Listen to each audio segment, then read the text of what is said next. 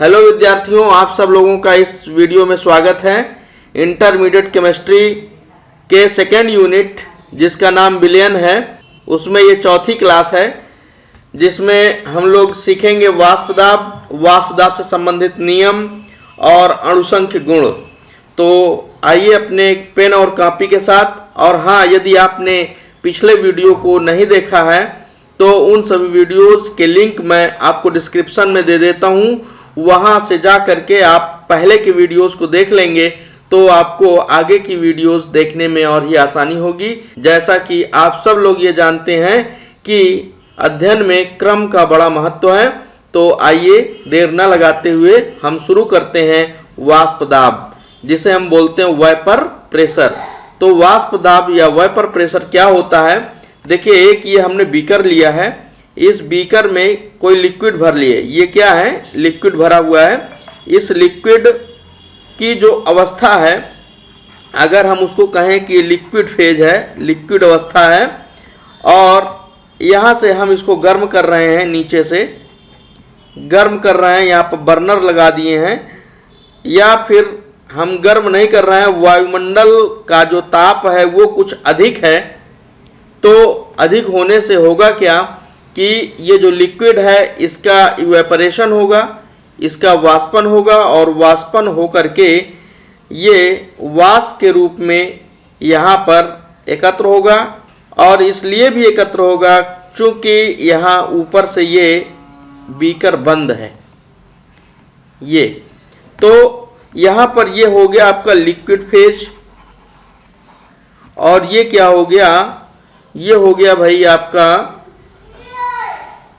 Vapour phase.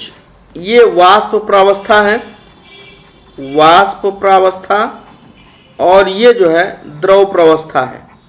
ठीक है, तो वाष्प प्रावस्था और द्रव प्रावस्था ये क्या है भैया? एक रिवर्सिबल प्रोसेस है, एक उत्क्रमणीय प्रक्रिया है। ठीक है, अगर टेम्परेचर बढ़ेगा तो जो ये लिक्विड फेज है ये वेपर फेज में जाएगी, यानी इधर से इधर जाएगी। और अगर वेपर फेज है तो वेपर फेज जब टेम्परेचर कम होगा, ताप कम होगा, तो वेपर फेज किस में आएगी? लिक्विड फेज में आएगी। तो इस तरह से यहाँ पर ये जो प्रोसेस है भाई, लिक्विड से वाष्प बनना, वाष्प से लिक्विड बनना, ये आपका उत्क्रमणीय प्रक्रम है। वेपर प्रेशर क्या है या वाष्प दाब क्या है? जब किसी द्रव को किसी बंद वेसल में रखा जाए और उसके द्रव प्रावस्था और वाष्प प्रावस्था के बीच साम्य अवस्था स्थापित हो जाए, उस समय वाष्प द्वारा लगाए गए दाब को, जैसे ये वाष्प है, ये दाब लगाएगी इधर बर्तन पर, ऐसे ये, ठीक है, ये इस प्रकार से दाब लगाएगी चारों तरफ। जो वाष्प यहाँ पर है वो चारों तरफ जो दाब लगाएगी, उसी दाब को क्या बोलेंगे? वाष्प दाब। क्लियर है? तो फिर से इसको क्लियर कर लीजिए, एकदम स्पष्ट हो जाए हर चीजें। वाष्प दाब क्या है? तो जब किसी द्रव को किसी बंद बर्तन में लिया जाए और उसके द्रव प्रावस्था और वाष्प प्रावस्था के बीच साम्य अवस्था स्थापित हो, उस समय वाष्प द्वारा लगाया गया दाब वाष्प दाब होता है। वेपर प्रेशर क्या है? Vapour pressure is the pressure exerted by vapour. Vapour pressure is the pressure which is exerted by vapor when equilibrium is established between liquid phase and vapor phase in a closed vessel। Okay, आइए आगे चलते हैं। तो जो वाष्प दाब होता है, वेपर प्रेशर, इसको हम दो केस में यहाँ पर पढ़ेंगे। यहाँ पर हम दो तरीके से इसको पढ़ेंगे। Vapour pressure of liquid solution, जो द्रव विलयन है उसका जो वाष्प दाब होता है, द्रव विलयन का वाष्प दाब, द्रव विलयन का जो वाष्प दाब है, इसको हमें दो केस में, दो स्थितियों में हमें पढ़ना है। पहला लिक्विड इन लिक्विड सॉल्यूशन, यानी द्रव में द्रव विलयन के लिए वाष्प दाब, द्रव में द्रव विलयन के लिए वाष्प दाब के लिए वाष्प दाब, और दूसरा क्या भैया, for solid in liquid solution, यानी कि द्रव में ठोस विलयन के लिए, ठोस विलयन के लिए वाष्प दाब। ठीक है, तो वाष्प दाब को दो केस में पढ़ना है, द्रव में द्रव विलयन के लिए और द्रव में ठोस विलयन के लिए।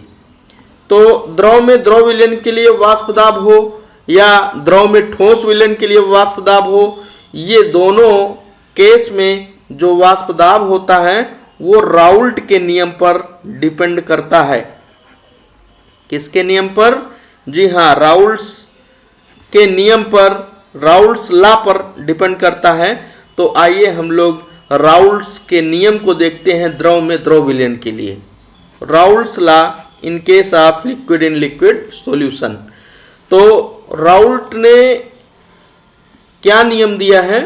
प्रत्येक घटक का जो आंशिक वाष्प दाब होगा, वेपर प्रेशर, जिसे हम P से प्रकट करेंगे, तो आंशिक वाष्प दाब वो उसके मोल प्रभाज के अनुक्रमानुपाती होगा। ठीक है, किसी भी घटक का द्रव में द्रव विलयन, देखिए इसमें द्रव में द्रव विलयन में जो दोनों घटक हैं वो द्रव हैं, तो किसी भी घटक का जो आंशिक दाब होगा यानी P होगा वो उसके मोल प्रभाज के अनुक्रमानुपाती होता है। आइए इसको डिटेल समझते हैं। यदि किसी द्रव में द्रव विलयन में दो घटक हैं, एक है A और दूसरा क्या है? B। ठीक है, एक है A, कंपोनेंट A है, और दूसरा है कंपोनेंट B। अब घटक A का जो आंशिक दाब है वो माना कि क्या है? PA है, और इसके जो मोल प्रभाज हैं वो XA है। इसी प्रकार जो घटक B है उसके लिए जो आंशिक दाब है वो PB है, और इसके मोल प्रभाज XB हैं। तब हम राउल्ट के नियम को अप्लाई करेंगे। तो आइए हम लोग इसको और डिटेल समझने के लिए आगे बढ़ते हैं। तो घटक A का जो मोल प्रभाज था, घटक A का मोल प्रभाज वो क्या था भाई? घटक A का मोल प्रभाज था XA, और B का जो मोल प्रभाज था वो हो गया भाई XB। तो राउल्ट का नियम क्या कहता है कि A का जो आंशिक दाब होगा यानी कि P का जो आंशिक वाष्प दाब होगा वो प्रोपोर्शनल होगा इसके मोल प्रभाज यानी XA के। ओके, अब यहाँ पर अगर हम इसको हल करें, इसको अगर हम हल करते हैं तो क्या लिख सकते हैं? प्रोपोर्शनल के चिन्ह को हटाएंगे, यानी PA इज इक्वल टू हो जाएगा P not A into XA। What is P naught A? P naught A is a constant and this is the pure component vapor pressure। Means ये क्या है भाई? ये शुद्ध जो विलायक है उसका वाष्प दाब है। तो ये क्या हो जाएगा? अपना इक्वेशन नंबर फर्स्ट हो गया। थोड़ा मैं पेन अलग ले लेता हूं। अब देखिए यहाँ पर आपको अगर PB के टर्म पर राउल्ट का नियम लगाना होगा तो क्या करेंगे? PB किसके प्रोपोर्शनल होगा? इसके, यानी कि जो B है इसके मोल प्रभाज के अनुक्रमानुपाती यानी XB के अनुक्रमानुपाती हो जाएगा। फिर तब क्या लिखेंगे हम? तब भाई हम लिख लेंगे सिंपल सा कि P naught B will be equal to P naught B into XB। This will be equation number second. अब अगर हम बात करें डाल्टन के आंशिक दाब के नियम का, तो डाल्टन का आंशिक दाब ये कहता है कि अगर दो घटक हैं और दोनों घटक किसी बंद बर्तन में अंदर हैं, पैक हैं, और उसके द्वारा लगाया गया हमें कुल दाब पता करना है, टोटल वेपर प्रेशर निकालना है, तो टोटल जो दाब होता है वो अलग अलग घटकों के आंशिक दाबों के योग के बराबर होता है। यानी कि भाई क्या होता है, पीटी, जो पीटी होता है total vapour pressure is equal to vapour pressure of component A and vapour pressure of component B. ये इसके योग की क्या होगा, बराबर होगा। Then we can put the value of P A and value of P B in this equation. This equation can be written as equation number 3। Then P A की value देखो कहाँ है, पी ए की value ये है P naught A into X A. तो in the place of P A हम लोग लिख रहे हैं क्या, P naught A into X A, और पी बी की वैल्यू लिख रहे हैं P naught B into X B. ठीक है, अब देखिए ये क्या है, टोटल वेपर प्रेशर है। ठीक है, टोटल वेपर प्रेशर है। अब देखिए बात समझिएगा, हम जानते क्या है कि कोई बाइनरी सॉल्यूशन है तो वहां पर दोनों घटकों के मोल प्रभाजों का जो योग होता है वो एक होता है, यानी X A plus X B is equal to क्या होता है, 1 होता है। ओके, अब देखिए अगर हम यहां पर एक्स बी की वैल्यू निकालना चाहे तो क्या लिखेंगे, 1 minus X A, right. Then in the place of X B we can put the value of X B 1 minus X A. क्या, ये वैल्यू को हम यहां पर रख सकते हैं। अगर देखिए रखते हैं तो होता क्या है, देखिए पी टी जो कहते हो हैं, अब आगे P naught A into X A जो कहते हो हैं, प्लस पी नॉट बी जो कहते हो हैं। अब ये इंटू में एक्स बी है, एक्स बी की वैल्यू क्या है भाई, उसको हम यहाँ रख देते हैं, विद इन ब्रैकेट कर देता हूं ताकि कोई गलती ना हो, 1 माइनस एक्स ए। ओके, ये लाइन समझ में आ गई ना। अगर ये लाइन समझ में नहीं आई है तो बताना एक एक लाइन समझते चलिए। अब देखिए इस पी नॉट बी का अंदर गुणा करा के इस ब्रैकेट को तोड़ देते हैं, तो आगे क्या लिखेंगे P naught A into X A plus P naught B का 1 से गुणा होगा, यही आएगा, माइनस क्या हो जाएगा, P naught B into X A. ठीक है, अब देखिए हम इस पी नॉट बी को इधर कर सकते हैं पक्षांतर। देखिए ये क्या हो जाएगा, P T is equal to P naught B minus P naught B into X A plus P naught A into X A. ठीक है, अब देखिए यहां पर जो है ये पी नॉट बी तो ठीक है, माइनस यहां पर हम कॉमन क्या ले सकते हैं, एक्स ए कॉमन ले लिया तो अंदर क्या बचेगा पी नॉट ए माइनस पी नॉट बी। ठीक है, इसको और भी आप दूसरे रूप में कन्वर्ट कर सकते हैं, जैसे कि मान लीजिए आपने X A is equal to क्या रख दिया, X A is equal to क्या रख दिया, 1 माइनस एक्स बी। ठीक है, ये वैल्यू रख दिया तो यहां पर दूसरा स्वरूप प्राप्त होगा। कहने का मतलब ये कि अगर द्रव में द्रव विलयन के लिए आपको टोटल वेपर प्रेशर निकालना है तो किसी एक घटक का, चाहे ए और चाहे बी, किसी एक घटक का मोल प्रभाज पता हो, और जब वे शुद्ध होते यानी शुद्ध विलायक, तो शुद्ध विलायक ए और शुद्ध विलायक बी दोनों के अलग अलग जो वाष्प दाब हैं वो अगर पता है तो हम टोटल वेपर प्रेशर निकाल सकते हैं। ठीक है, इसी को हम कहने का मतलब अगर X A is equal to रखते हो 1 माइनस एक्स बी, तब क्या लिख सकते हैं, तब लिख सकते हैं P T is equal to, तब क्या लिख सकते हो, P T is equal to P naught A, यहां जो पी नॉट बी है तो क्या होगा, पी नॉट ए आ जाएगा माइनस एक्स बी आ जाएगा, और यहाँ क्या है पी नॉट ए है तो यहाँ पी नॉट बी हो जाएगा माइनस, यहाँ देखिए पी नॉट बी है तो ये क्या हो जाएगा पी नॉट ए। तो इस फॉर्म में भी आप इसको लिख सकते हैं। ठीक है, तो इस प्रकार से ये क्या हुआ, राउल्ट का नियम किसके लिए, लिक्विड इन लिक्विड सॉल्यूशन के लिए। ठीक है, राउल्ट का नियम हो गया लिक्विड इन लिक्विड सॉल्यूशन के लिए। अब देखिए थोड़ा इसको ग्राफ की सहायता से हम समझते हैं। ये ग्राफ लिया, ठीक है, मैंने ये ग्राफ लिया, ये आपका वाई एक्सिस है। कौन सा एक्सिस है ये भाई? वाई एक्सिस है, ये वाई एक्सिस। और ये क्या है? ये है आपका एक्स एक्सिस। अब देखिए हम यहाँ पर वेपर प्रेशर ले लेते हैं। क्या ले लेते हैं? Vapour pressure. इधर भी ले लेते हैं वेपर प्रेशर वाई एक्सिस पर, ये वाई एक्सिस है भला तो। और ये एक्स एक्सिस पर हम ले लेते हैं मोल प्रभाज। तो मोल प्रभाज अगर हम घटक ए का लेते हैं और सपोज दैट वो क्या है? पूरा 1, ठीक है। तो घटक ए का जो मोल प्रभाज अगर इस बिंदु पर, ये मूल बिंदु है ना ये, हाँ, तो यहां पर ये आपका मोल प्रभाज चलेगा। अब देखिए ये मूल बिंदु पर वेपर प्रेशर क्या है? 0 है, ठीक है। मूल बिंदु पर वेपर प्रेशर क्या है? 0 है। और जैसे जैसे ऊपर बढ़ेंगे तो वेपर प्रेशर बढ़ेगा। अब देखिए यहां पर X A is equal to क्या लिया मैंने? 1 लिया। इसका मतलब क्या है?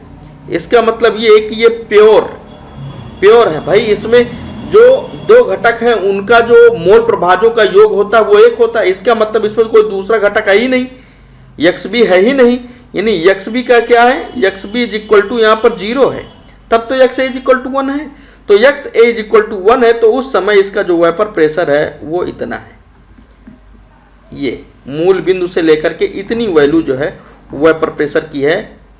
लेकिन जब ये एक्स ए मान लीजिए इधर चल रहा है, लेफ्ट टू राइट चल रहा है, और यहां क्या हो जाए? एक्स इज इक्वल टू क्या हो जाए? 0। तो देखिए ये जो ग्राफ मिला ये यहां से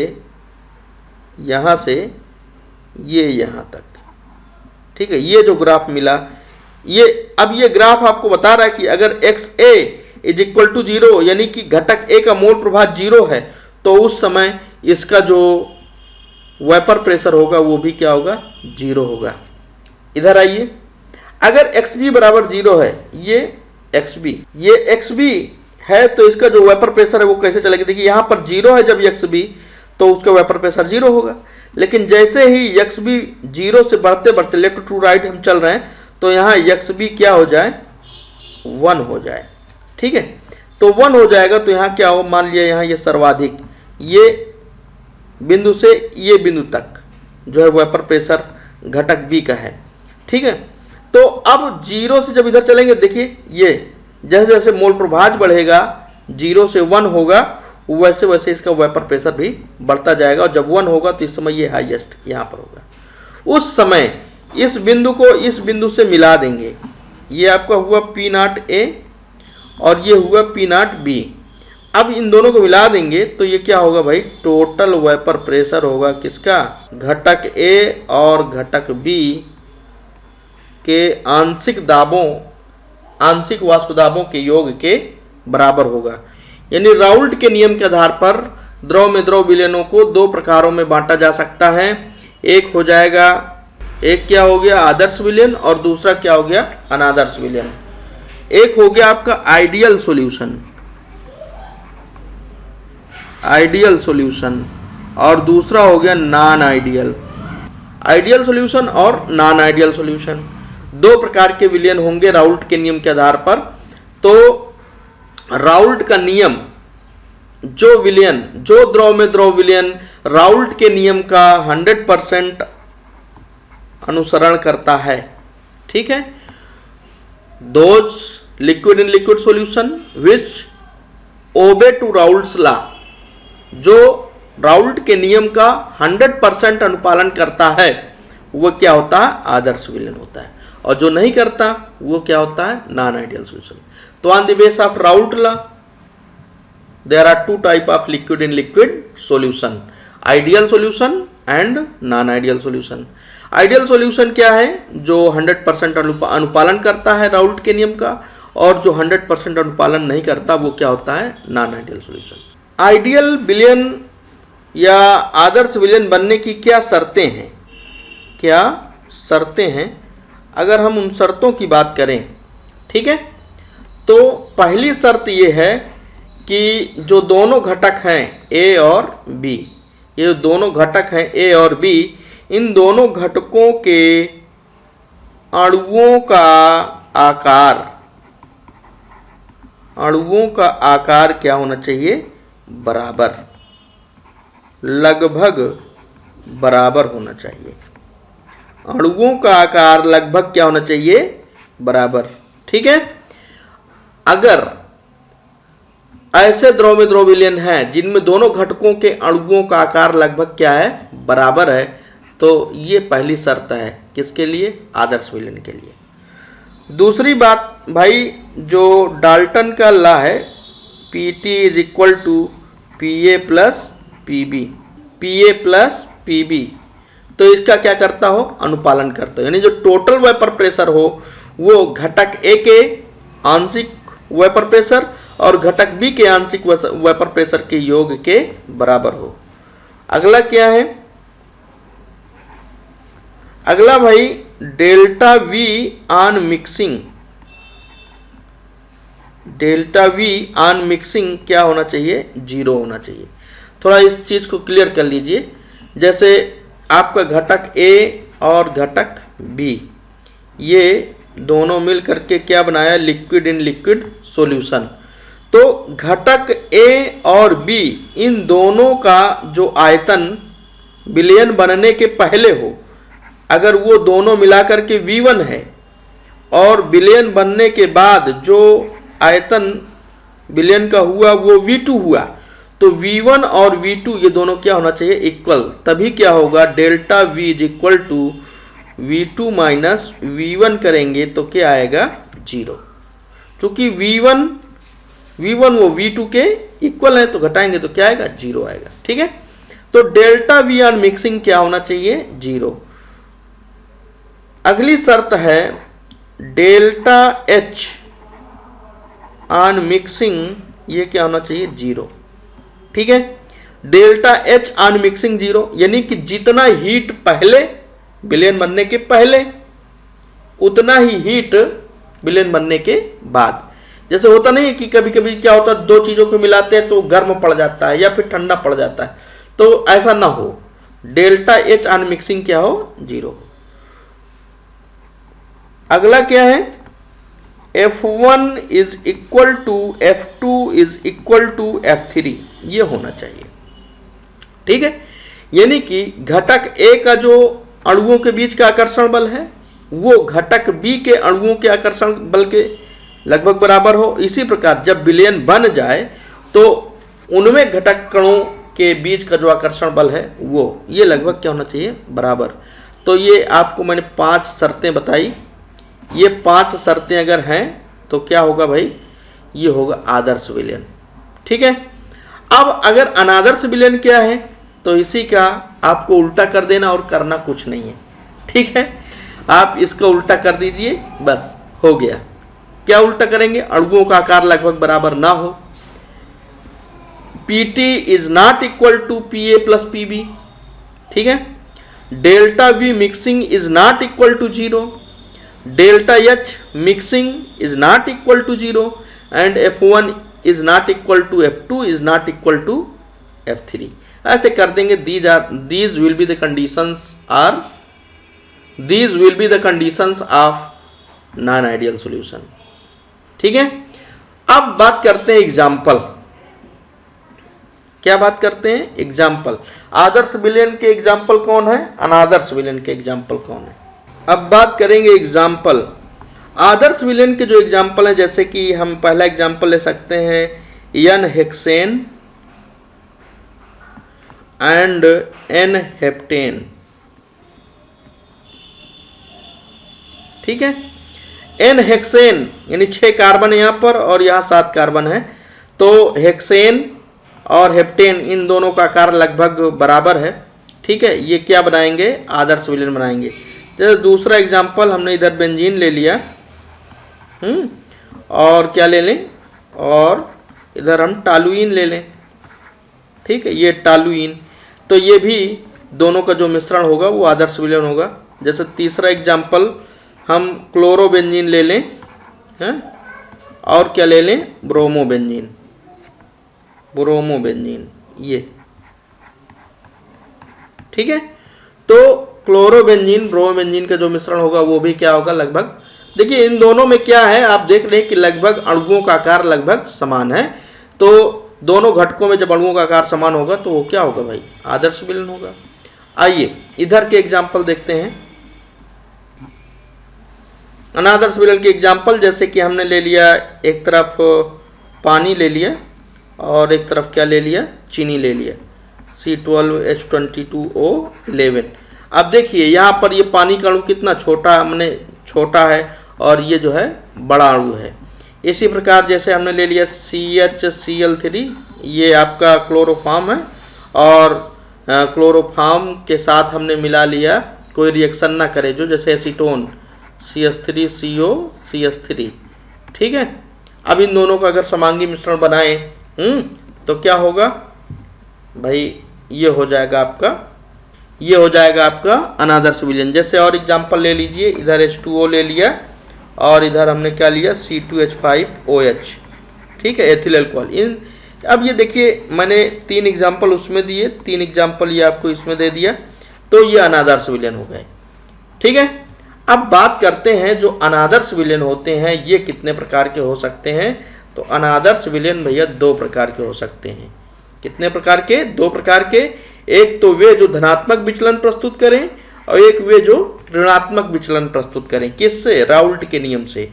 तो ऐसे विलयन जो राउल्ट के नियम से धनात्मक विचलन प्रस्तुत करते हैं, एक वे अनादर्श विलयन हो गए, और दूसरा जो ऋणात्मक विचलन प्रस्तुत करते हैं। तो नॉन आइडियल सॉल्यूशन में भी आप 2 type, showing positive deviation and showing negative deviation. आइए इधर आते हैं, थोड़ा इसको ग्राफ से समझ लीजिए। जैसे ये ग्राफ है, तो अब अगर ये जो लाइन आपको दिख रही है PT = PA + PB, इस लाइन पर आपका वेपर प्रेशर चल रहा है, इस लाइन पर शो हो रहा है, तो इसका मतलब वो तो आदर्श विलयन है। लेकिन धनात्मक में क्या होगा, ये ऐसे हो जाए, ये ऐसे, देखिए ये लाइन से ये ऊपर, ये ऊपर की ओर जा रहा है, मतलब वृद्धि हो रही है, धन, तो धनात्मक विचलन यहाँ पर प्रदर्शित हो रहा है। तो इसी प्रकार जैसे ये PB है, ये PB है, तो PB का भी जो ग्राफ होगा वो ऐसे होगा। इसी प्रकार जो PA है, इसका भी ग्राफ क्या होगा, ऐसे होगा, ठीक है। तो PA से जो विचलन है इसका देखिए धनात्मक हो रहा है, यानी जो टोटल वेपर प्रेशर होगा वो अधिक होगा किससे, यानी जो टोटल वेपर प्रेशर होगा वो बराबर नहीं होगा, बराबर नहीं होगा किसके, PA + PB के बराबर नहीं होगा। होगा क्या, PT will be greater than PA + PB। इसी प्रकार जो PA होगा वो ग्रेटर होगा किससे, P0A × XA। इसी प्रकार जो PB होगा वो ग्रेटर होगा किससे, P0B × XB, ठीक है।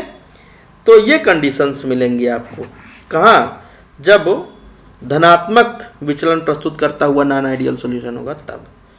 आइए ऋणात्मक को देखिए, ऋणात्मक में क्या होगा भैया, ऐसे हो जाएगा, ये थोड़ा मेरी लाइन तिरछा हो जा रही है, ये अब यहाँ पर क्या होगा, PT will be less than, क्या होगा, less than, PT will be less than PA + PB, यानी दोनों घटकों के आंशिक दाब से PT की वैल्यू क्या होगी, कम होगी। और जो PA होगा ये भी बराबर नहीं होगा, ये भी कम होगा किससे, P0A × XA। इसी प्रकार जो PB होगा वो भी कम होगा किससे, P0B × XB। क्लियर। तो ये निगेटिव डेविएशन शो कर रहा है, निगेटिव डेविएशन निगेटिव विचलन प्रस्तुत कर रहा है। ठीक है, तो ये हुआ। अब आइए आगे चलते हैं। तो अभी तक हम लोगों ने क्या पढ़ा भाई, द्रव में द्रव विलयन के लिए वाष्प दाब। ठीक है, राउल्ट का नियम हमने समझ लिया और राउल्ट के नियम के आधार पर दो प्रकार के जो द्रव में द्रव विलयन होंगे, दो प्रकार के होंगे, आदर्श और अनादर्श, उसको समझ लिया। अनादर्श विलयन जो है दो प्रकार के होंगे, एक धनात्मक और एक ऋणात्मक विचलन प्रस्तुत करने वाला। अब उसके बाद जो द्रव में ठोस विलयन है, इसके लिए राउल्ट का क्या नियम है, राउल्ट्स लॉ, किसके लिए, द्रव में ठोस विलयन के लिए। तो बहुत सिंपल है कि जब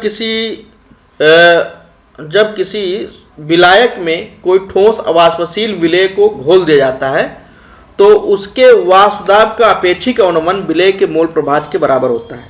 वाष्प दाब का अपेक्षिक अवनमन यानी P minus PS upon P, ये होता है वाष्प दाब का अपेक्षिक अवनमन।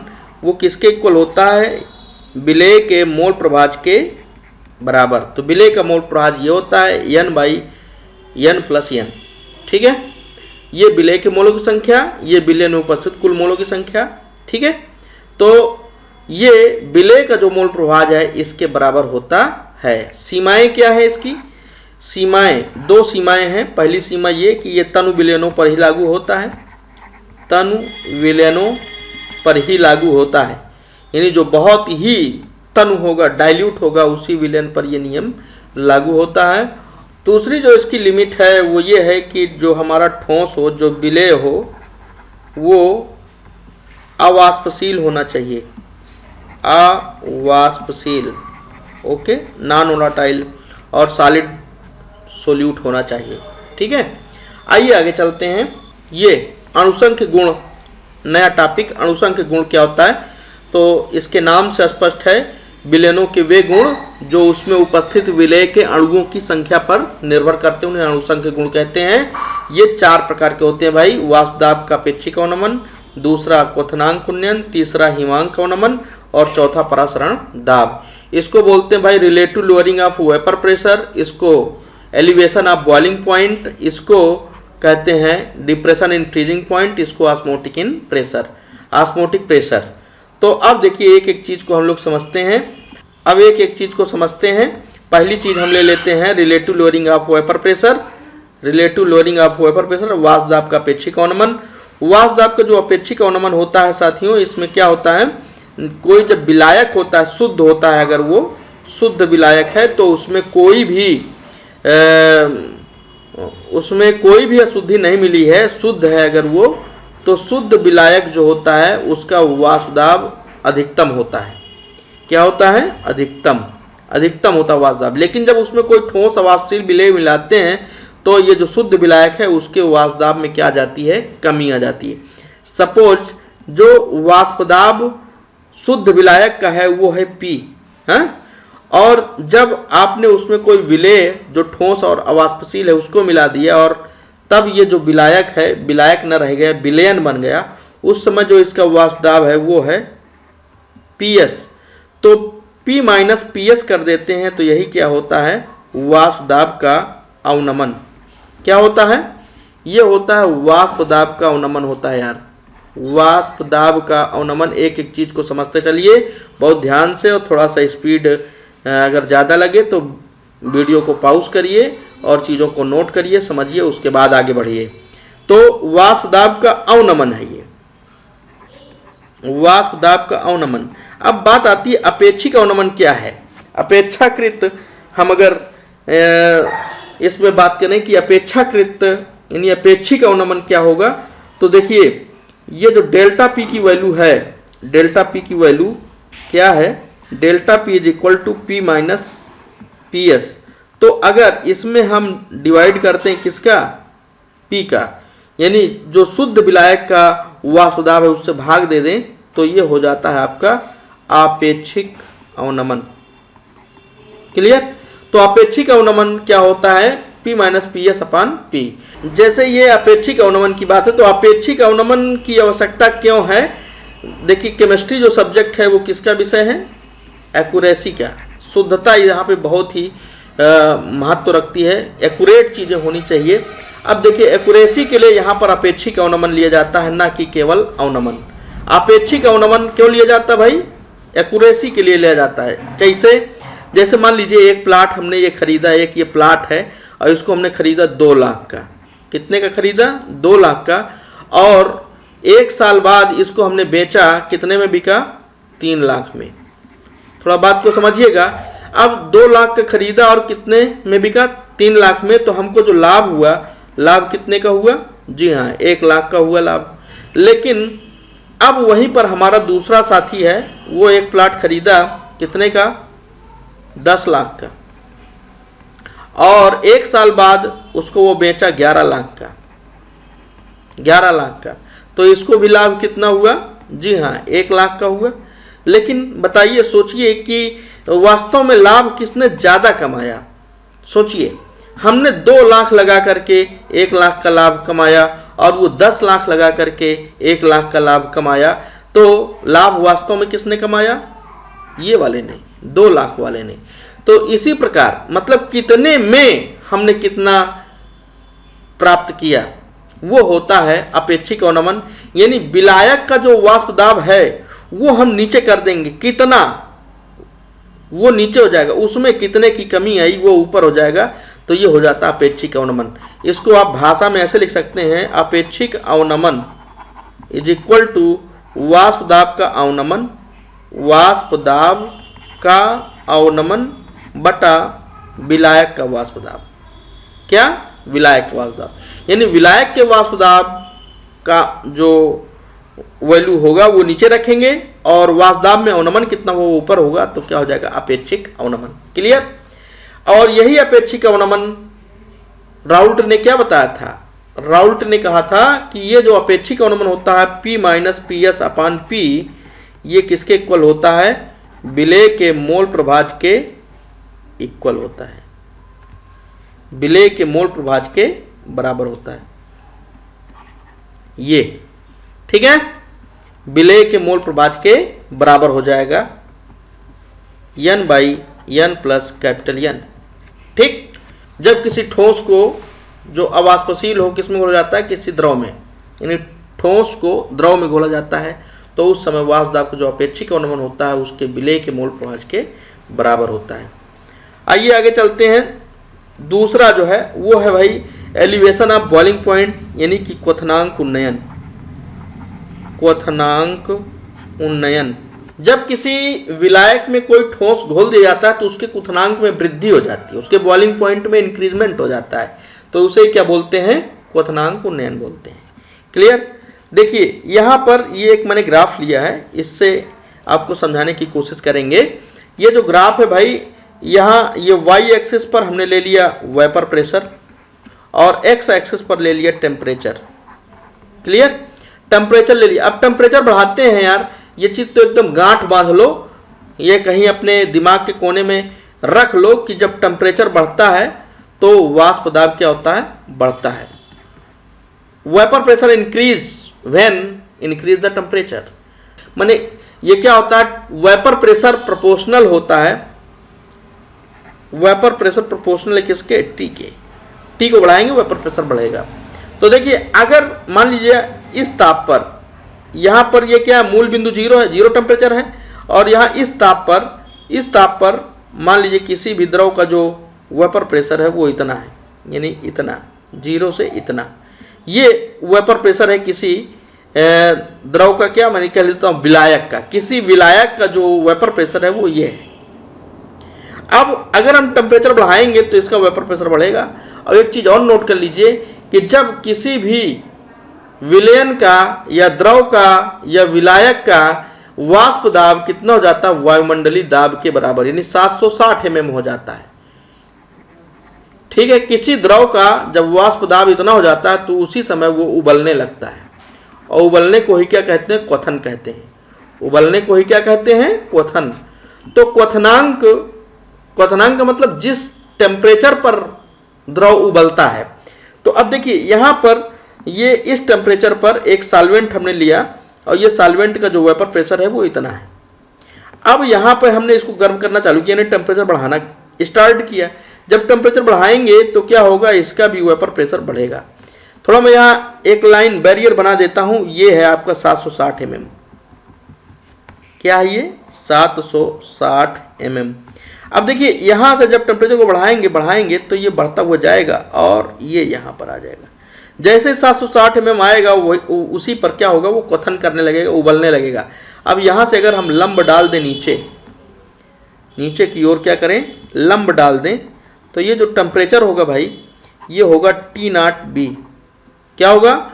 T0B। T0B का मतलब ये होगा आपके विलायक का क्वथनांक। चूंकि आपने यहाँ विलायक लिया है, यहाँ सॉल्वेंट लिया है, ये सॉल्वेंट लिया है, तो ये विलायक का वाष्प दाब होगा।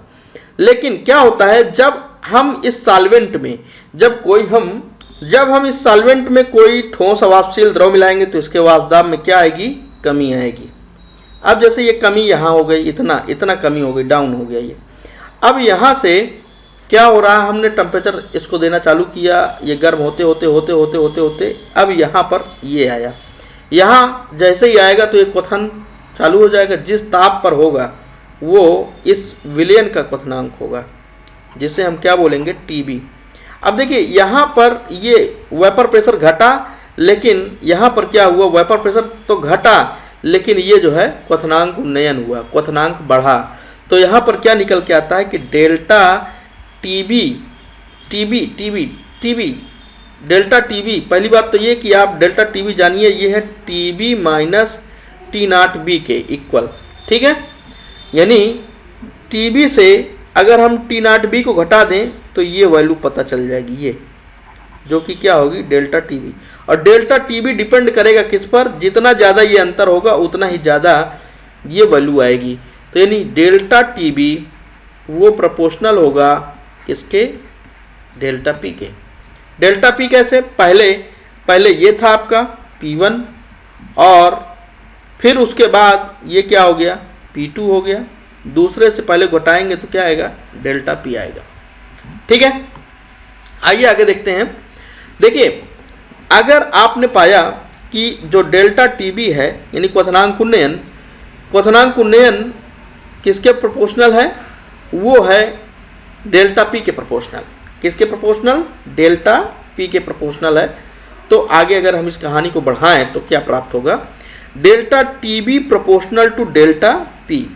ठीक है, अब delta TB proportional to delta P को हम जानते हैं, अभी हमने पढ़ा कि P minus PS upon P होता है। ठीक है, इसकी जो सही वैल्यू होती है वो ये होती है। जो डेल्टा P है उसकी सही वैल्यू क्या होती है, P minus PS upon P, वाष्प दाब का अपेक्षिक अवनमन। अब हम राउल्ट का नियम अगर देखें, राउल्ट्स लॉ, तो अकॉर्डिंग टू राउल्ट्स लॉ ठोस को जब विलय में घोला जाता है, ठोस को जब किसी विलायक में घोला जाता है तो क्या होता है, P minus PS upon P equal होता है N by N plus capital N के। ठीक है, अब देखिए यहाँ पर जो N है वो विलय के मोलों की संख्या है। क्या है, विलय के मोल हैं, और यहाँ विलयन में उपस्थित कुल मोल हैं। आपने जाना है कि जो राउल्ट का नियम है उसकी लिमिट है कि विलयन क्या होना चाहिए, तनु होना चाहिए। क्या होना चाहिए, तनु। और तनु कब होगा, जब विलय की मात्रा यानी विलय के मोल बहुत कम होंगे, किसके कंपैरिजन में, विलायक के कंपैरिजन में।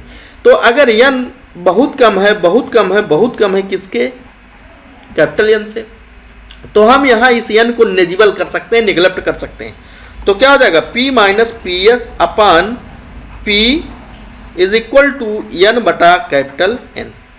ठीक है, जहां बात ना समझ में आए बता देना, कमेंट सेक्शन में टाइप करना।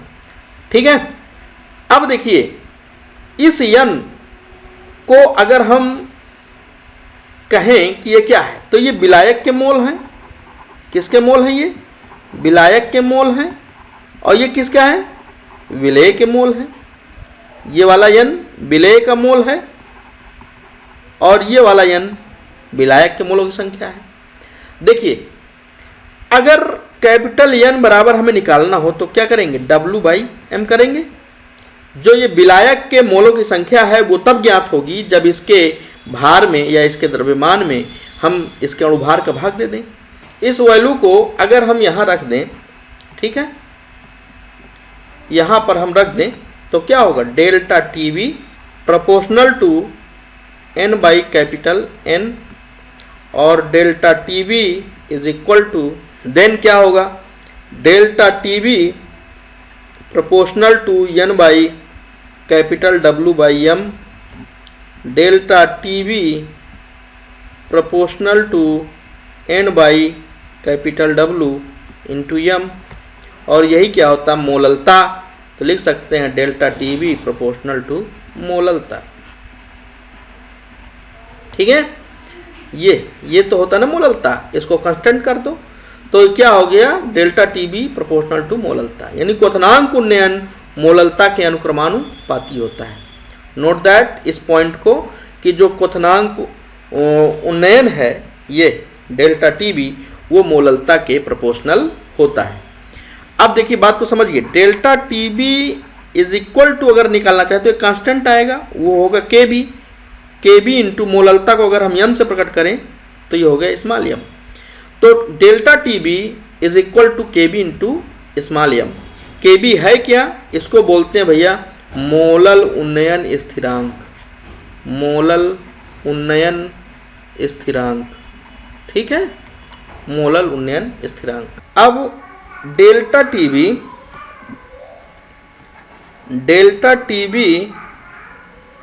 इज इक्वल टू क्या आया, के बी इंटू मोललिटी। ठीक है, तो अब इसको अगर हम यहाँ से कहें कि यार यम बराबर 1 है, यानी मोलल सॉल्यूशन है, तब क्या होगा, delta TB is equal to क्या होगा, के बी के। यहाँ से आप के बी को परिभाषित कर सकते हैं कि मोलल विलयन के लिए मोलल उन्नयन स्थिरांक उसके क्वथनांक उन्नयन के बराबर होता है। मोलल विलयन के लिए इबुलियोस्कोपिक कांस्टेंट उसके क्वथनांक उन्नयन के बराबर होता है। तो ये हो गया। अब देखिए अगर डेल्टा टीबी बराबर, देखिए मैं आपको फार्मूला देने जा रहा हूँ, अणुभार कैसे निकालेंगे उसका फार्मूला। तो डेल्टा टीबी बराबर के बी इंटू क्या है, यम है। यम का मान हम निकाल लेते हैं, तो यम मोललता बराबर क्या होता है, यन बटा कैपिटल डब्लू इन के जी, विलय की मोलों की संख्या और बटे क्या, डब्लू इन के जी। अब आप कंडीशन समझिए, जैसे कि हमने विलय को ग्राम में लिया है और विलायक को भी ग्राम में लिया है, तो उस समय जो यन बराबर होगा डब्लू बाई यम होगा, और जो ये डब्लू होगा ये भी अगर ग्राम में है तो इसको हम क्या बनाएं, किलोग्राम बनाएं। तो क्या होगा भाई, कैपिटल डब्लू बटा 1000 हो जाएगा। कैपिटल डब्लू बटा 1000 करेंगे तभी तो ये क्या होगा, ग्राम में बनेगा। तो इसको अगर हल करें तो क्या आएगा, डब्लू बाई यम गुणते 1000 बटा कैपिटल डब्लू। ये स्मॉल डब्लू है, ये कैपिटल डब्लू। अब देखिए इस वैल्यू को हम यहाँ रख सकते हैं, तो क्या मिलेगा, delta TB is equal to K B into, ये वैल्यू को रख दीजिए, तो हो जाएगा के बी इंटू डब्लू इंटू 1000 बटा यम इंटू कैपिटल डब्लू। तो ये जो है, जो फार्मूला आया, इससे क्या निकाल सकते हैं, विलय का अणुभार। ये आपका हो गया भैया क्या, ये है आपका मोलल उन्नयन स्थिरांक, ये है विलय का द्रव्यमान, ये है 1000, और ये है विलय का अणुभार, और ये है विलायक का द्रव्यमान ग्राम में। ठीक है, और ये है आपका क्वथनांक उन्नयन। तो इन राशियों में अगर आप संख्या देखें तो 5 राशियां हैं, इसमें से अगर 4 आपको पता होगी तो 5वें की गणना आप कर सकते हैं। ठीक है, इसको आप कॉपी में नोट कर लीजिए कि delta TB is equal to क्या हुआ, K B into small W into 1000 divide by M into capital W. ठीक है, आइए आगे बढ़ते हैं। डिप्रेशन इन फ्रीजिंग पॉइंट, इसको समझते हैं। देखिए यहाँ पर हमने ले लिया टेम्परेचर और यहाँ पर ले लिया वेपर प्रेशर। तो देखिए बात को समझिएगा, जैसे कोई सॉल्वेंट है उसका इस टेम्परेचर पर, ठीक है, वेपर प्रेशर इतना है, ये बिंदु जो प्राप्त हुआ। अब जब हम टेम्परेचर को घटाएंगे, माइनस करेंगे, तो क्या होगा भाई, वाष्प दाब भी क्या होगा, घटेगा। और माना कि इस वाष्प दाब पर आकर के वो क्या हो गया, फ्रीज हो गया। ठीक है। अब देखिए ये आपका विलायक था, सॉल्वेंट था, इसमें कोई चीज मिलाया आपने नहीं था, तो ये ग्राफ प्राप्त हुआ। लेकिन अगर इस शुद्ध विलायक में आपने कोई क्या मिला दिया, कोई आपने इसमें विलेय मिला दिया, ठीक है, ठोस और अवाष्पशील। अब विलेय मिलाएंगे तो क्या होगा, इसका वाष्प दाब अभी तो यहाँ था, ये यहाँ लगभग था, इससे ये घटेगा। जब घटेगा माना कि ये यहाँ आ गया, ठीक है।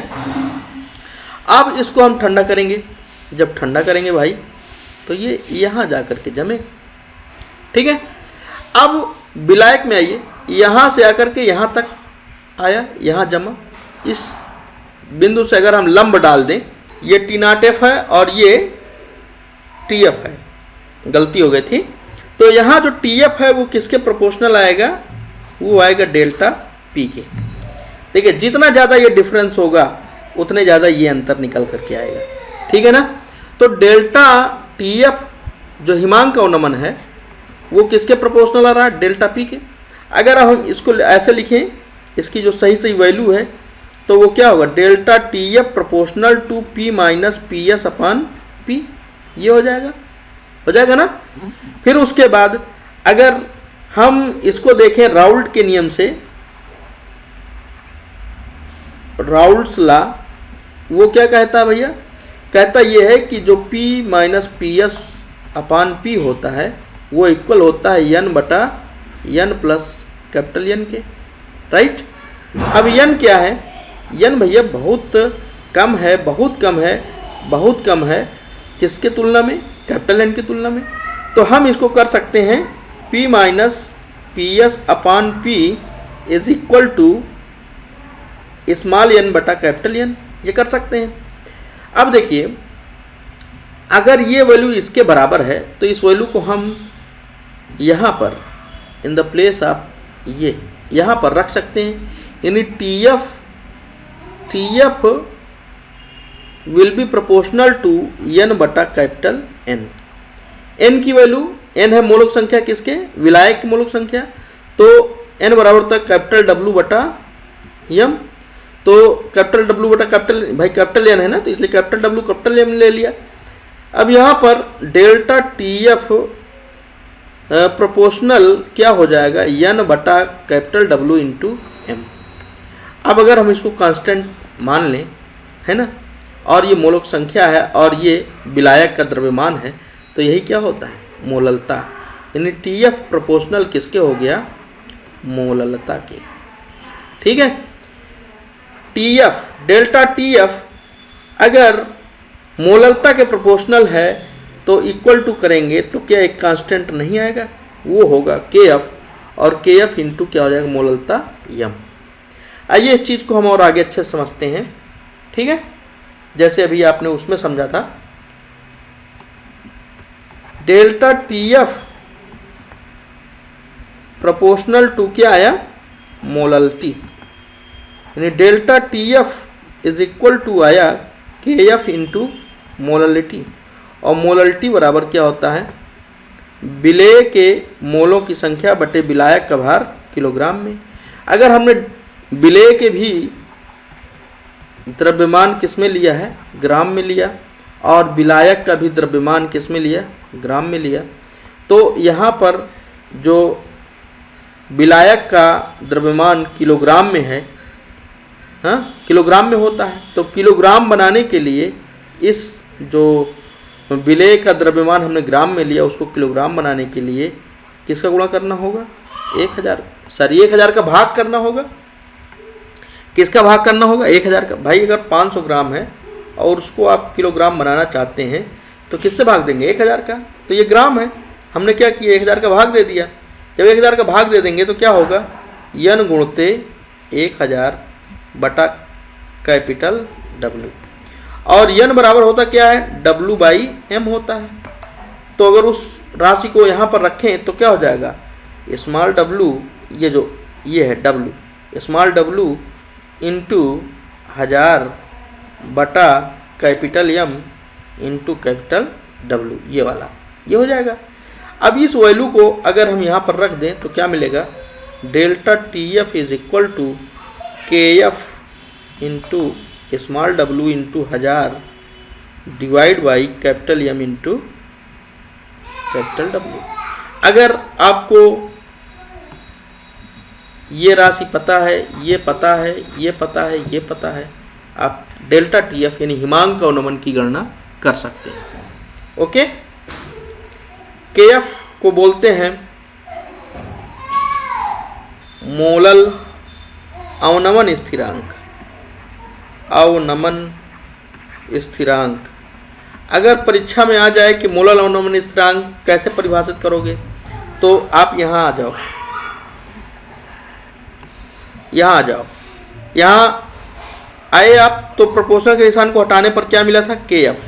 अगर m बराबर क्या हो, 1 हो, तो TF बराबर क्या हो जाएगा, TF, डेल्टा TF बराबर हो जाएगा KF। यहाँ से परिभाषित कर दो, यानी मोलल विलयन के लिए, या जब 1000 ग्राम विलायक में 1 मोल विलाय उपस्थित हो, उस समय होने वाले हिमांक अवनमन को ही क्या कहते हैं, क्रियोस्कोपिक कांस्टेंट या मोलल अवनमन स्थिरांक।